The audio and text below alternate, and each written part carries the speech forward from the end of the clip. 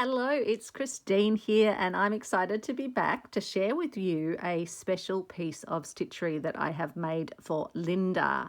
It's part of the Great Big Little Stitcheryswap that has been organised by Annie Claxton, and I'm making squares of stitchery for some of the community who watch my videos and are incredibly supportive of my work, like Linda. And I want to make each of my pieces to represent something about the person I'm making it for, and to also pick up on things that we have in common and, in a sense, shared passions. So one of the things I know about Linda is that she really loves nature in all its forms, like me. She particularly enjoys watching Wild Earth live safaris on YouTube. And she loves seeing flowers and trees when she's out on her walks in the countryside. So I figured I would have some fun with my square and make an African safari experience.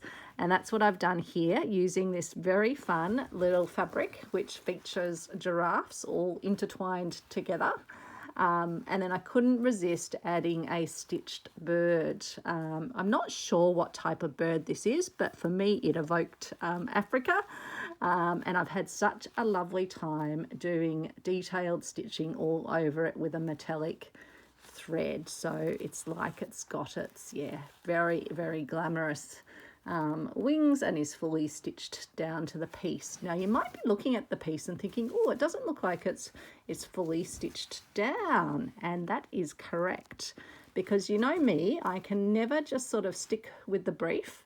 I always have to add some little secrets and surprises into my piece. So this one has a little pocket, and out of that pocket comes this piece. And so I thought, I'm sending this from Australia, so it's a bit strange just to send something that has an African scene on it, because one of the other things that Linda said to me is she would love if I could incorporate something of burnt orange in my piece, because that makes her think of Australia.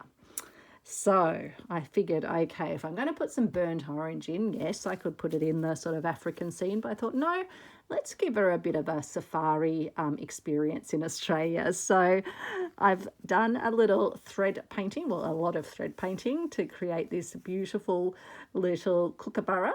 So I'm lucky enough to be in a part of Melbourne where when I go on my walks I see lots of kookaburras and hear them laughing away in the trees. If you're overseas and haven't heard a kookaburra, look it up, and they're just the most beautiful creatures. They're gorgeous to look at, and they have a great sense of humour. So I've incorporated some various oranges and some burnt oranges that for me capture some of the colours I see in the setting sun here, but also the colours of the red earth of Central Australia. And then on the back, I've got some Australian native eucalypts and the little gum nuts that you get on the eucalypts. I've done some stamping on this with a little airmail and a little like vintage address label. So that's a bit of fun, just adding some layering. I've put my little love CO, so my initials, and a little message of love out into the world. And then I wanted to make a little hexagon, but using fabric that had Australian native flowers on it. So there's the Sturt Desert Pea there. I think that reminds me of a native orchid. There's a native one that looks a bit like a native honeysuckle. There's the wattle in the centre there, and then some other blooms. And on the back of that one are my little friends, the cockatoos, who I also see on my walk. So they have a sulphur crest, and they're normally white. But yeah, I just put that little bit of fabric on the back. Now what I've done with this one is put one of my little mother of pearl vintage buttons on the front of it, and then I put another button up here that's attached to the little envelope. And I've just used a piece of a PLA cotton to just twist this around and around this button, so it's not actually permanently attached. So if you're watching this, Linda, and you want to unattach this and use this in a different way, you can. You can just unwind it off the button, but otherwise it will sit quite nicely there, but you can still admire the little sulphur crested cockatoos on the back.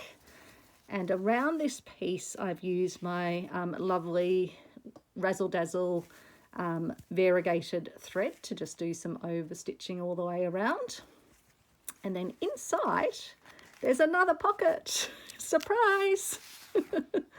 So this has a beautiful piece of wattle, again another one of our natives, and has a very special little message for Linda, which I will let her read herself. So pockets within pockets, and various forms of lovely bird life and flower life, and then some more bird life. So I really hope Linda likes that. I hope she gets to enjoy her African wilderness, but also gets that little glimpse of Australian wilderness as well, and also that burnt orange to remind her of what she associates with Australia.